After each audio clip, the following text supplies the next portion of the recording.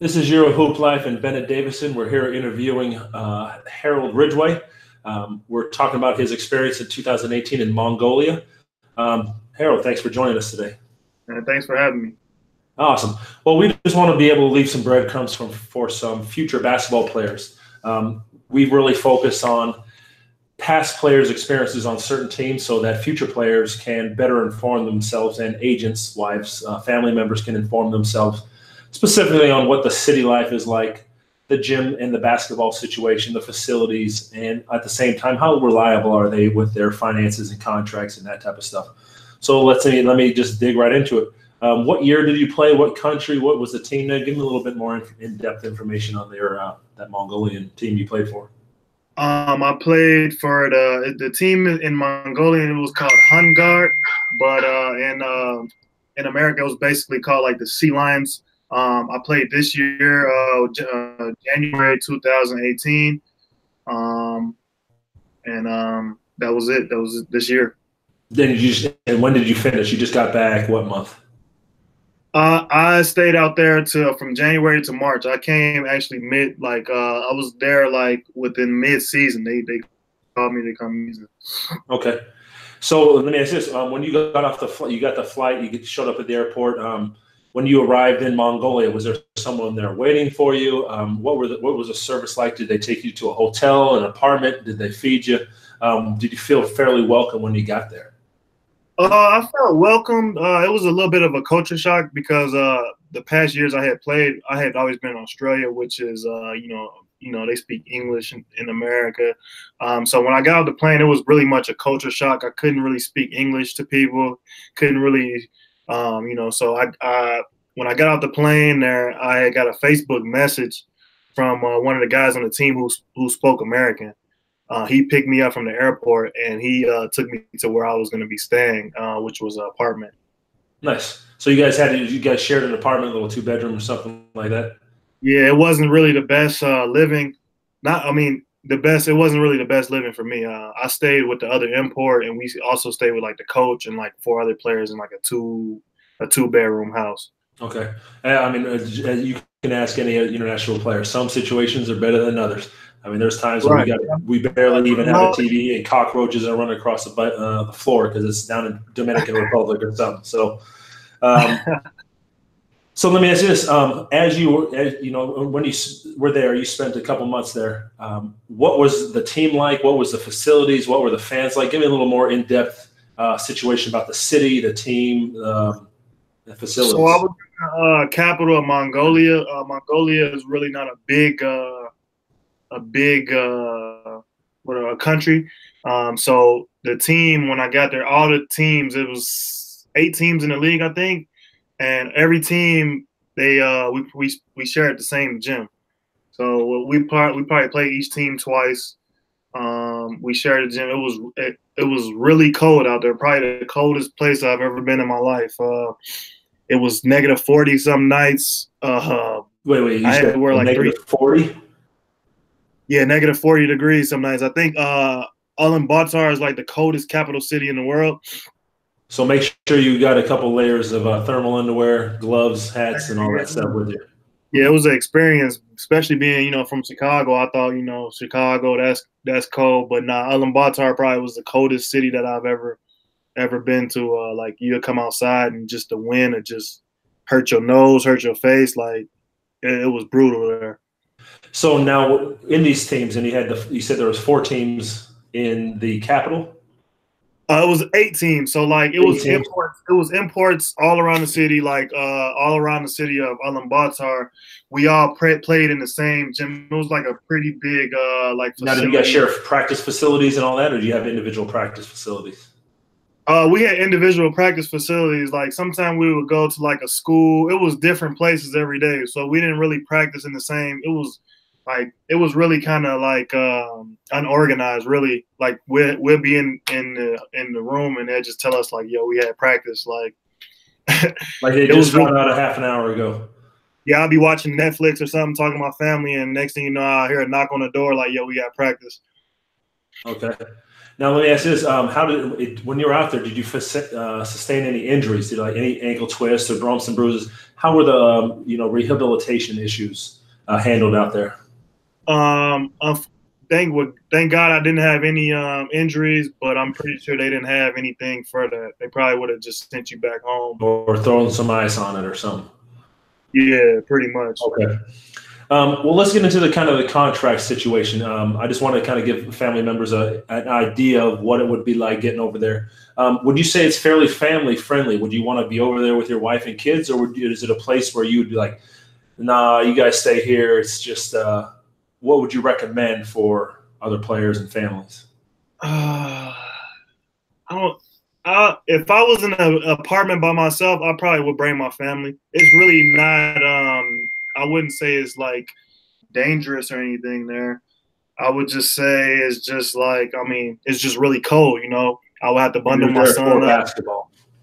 Yeah, yeah, and I'm there, you know. I would have to really bundle my son up. You know, we have to really be bundled up out there. It's not the ideal place to bring a family, but if I was in my own apartment, I wouldn't see why I wouldn't bring them. Okay.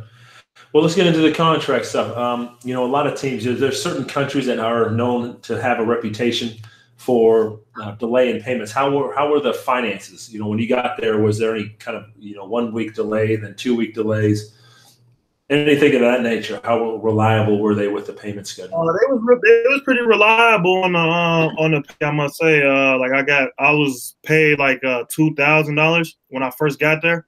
And then the next month, I had to wait to the end of the next month to get the other 2,000. But when I first got there, they gave me 2,000 American dollars, and they hadn't even seen me play. So I mean, the money was on time. So yeah, it was on time when the finances was always there. Okay.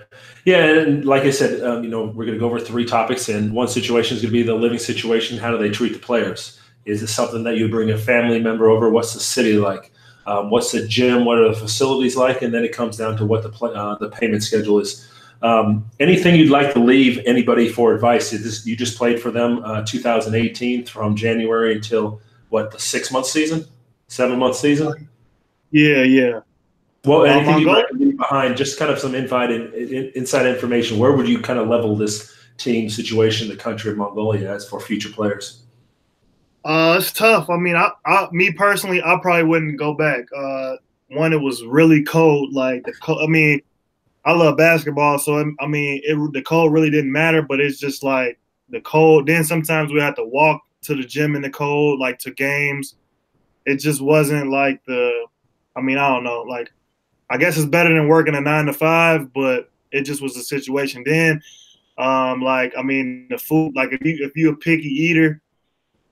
In my situation, they'll cook for us every day, but it just wasn't the stuff that American might want to eat. I had to make myself.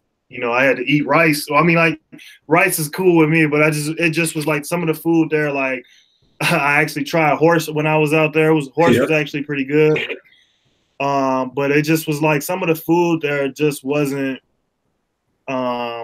good. Like, I mean, so I would use my money that I made from the team and like get American food. I was spending a lot of my money. If you ate their food, they would feed you. You could eat at their restaurants and that type of stuff. Yeah, it was basically 3 meals a day. And but day food. We had a guy in the house. He'd cook every day, but like it's just the way they just prepared the food. And it was just like you said in the beginning, a culture shock with whether it be the cold, the living, the language, the food, everything that was going on. It's not for everybody. You really got to be tough for that. In practices, man, I'm not trying to throw nobody under the bus, but in practices, the coach will like hit the locals, like to get them to play harder.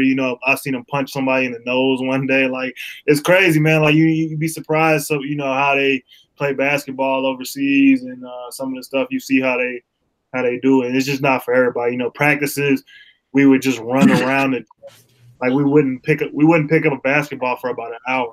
We'd just be running laps around the gym. Not getting not a lot of basketball IQ. Yeah. High level. Let me ask you this. We always like to share a little crazy story. What would probably be one of the more outlandish stories that or experiences that you had over there? Share with us for a couple minutes on that.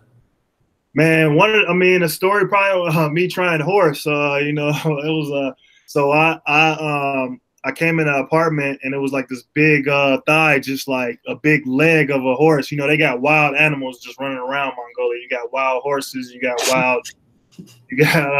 not really, like if you go into like the country land, you'll see like so they, you know, they really eat horse. Like that's like a really thing they eat. So like I came in the apartment and they just had like a big leg on the table. So I'm like, man, what are you guys eating in here? Like, what kind of meat is this? Like, you know, because I was trying to figure out if I was gonna try it. So I'm cracking jokes like, yeah, you know. So I put it on Snapchat like what they was eating, and I'm like, I tell everybody like they eating horse. So one of my friends who played overseas too, he's like a vet. He messaged me back like, yo, man, hey, I'm not gonna lie, I had horse when I was in Russia, and it was like that's funny. Like the best thing I ever had. So the next time, 2 weeks later, they made horse again. So I came back in the house, and they like, man, you want to try it this time? So I'm like, all right. I tried it, and it probably was like one of the best meats I ever had, you know. I was over in Slovenia. They would make the horse burgers. They'd make the same thing over there. They would make horse burgers, and it was one of those things that takes you 2 or 3 times, and then you get a couple drinks in, and it's like, might as well just enjoy the culture. And that's one of the biggest things about overseas is adapting to a culture, being able to, like, you know, America is not the only place. You know, people have been living in centuries and stuff like that. But no, I thank you for. I just wanted to converse with you, kind of laying seeds for future basketball players. I want to thank you for your time, Harold. And the next episode, we're going to probably be talking about Australia. Absolutely, yeah, that's cool. Outstanding. Thank you for your time. No problem. Real quick, last thing. If you wanted to leave anybody how to get in contact with you, what would be the best way to get in contact with you? The best way to get in contact with me is Facebook. Everybody has Facebook worldwide. You know, that's the best place to contact me. Facebook. Harold Ridgeway on Facebook. Yep. Outstanding. Thank you, Harold. No problem.